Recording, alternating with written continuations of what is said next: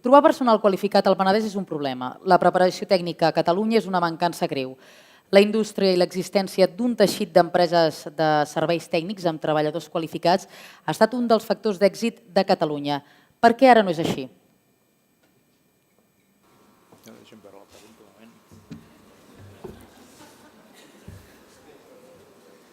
No, estava atent.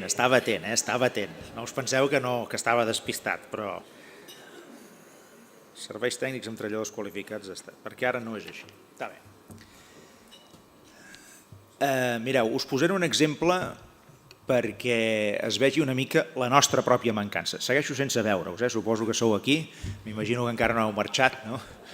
Perquè la meva primera resposta ha estat molt llarga i igual han dit aquest i ja pleguem, no? Ens anem, no? Però no, veig que esteu aquí. I ara veus, per dir això m'he despistat ara. T'hauria de tornar a demanar el paper. No, deixa-ho. Deixeu que semblaria que he begut excessivament, Miquel? Semblaria que he begut excessivament. No, sabeu què passa? Que l'altre dia vaig anar a Esplugues de Llobregat, allà a prop de Barcelona, i vaig assistir, també una nit com aquesta, de la setmana passada, vaig assistir en el lliurament d'uns premis, que poc o molt s'assemblaven en aquests, i que els donava la Cambra de Comerç Alemanya per Espanya. Cambra de Comerç Alemanya per Espanya, que per cert es va fundar l'any 1917 a Catalunya. 1917. Després va mig marxar a Madrid, es va mantenir una mica aquí, però també va anar allà després de la... Això és igual, deixem-ho córrer perquè això ara no ve el cas. Però per què us explicava el tema de la Cambra de Comerç Alemanya per Espanya? Perquè en allà es van premiar una sèrie d'empreses, algunes d'elles clarament alemanyes i d'altres, empreses catalanes o espanyoles, que tenen una relació directa amb Alemanya o amb el mercat alemany.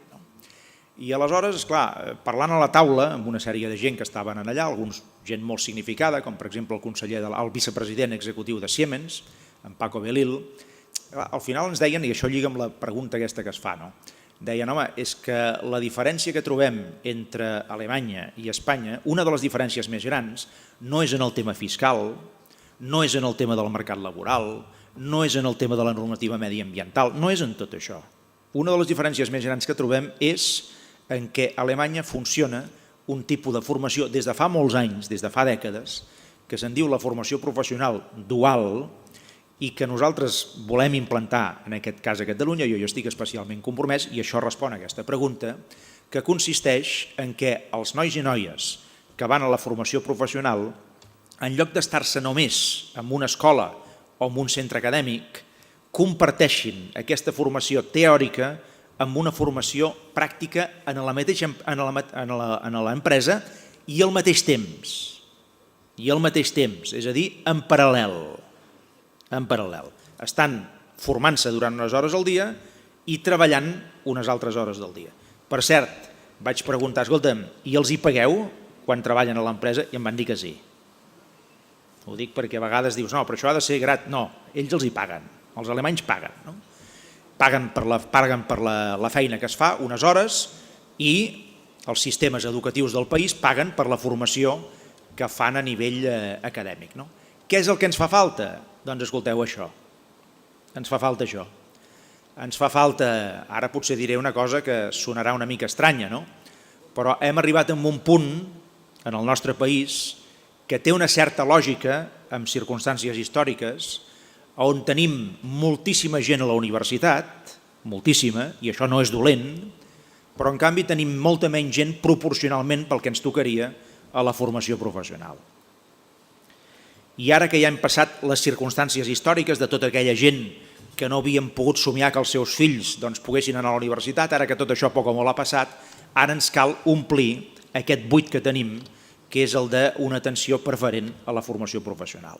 I l'empeny que té el nostre govern, i que tinc jo personalment, i que ja hi hem començat a posar el primer fil a l'agulla, és que aquesta formació professional de futur a casa nostra s'assembli en el que funciona a Alemanya, o el que funciona a Àustria, el que funciona a països de gran tradició industrial i de gran tradició industrial exportadora. I això passa, entre altres coses, per gent que estigui formada des de la base, no només a les aules, sinó també des del primer moment a les pròpies empreses. Jo el que vull és que algun moment a Catalunya, en aquests propers anys, puguem dir que finalment hem aconseguit un model semblant en aquells que estan funcionant.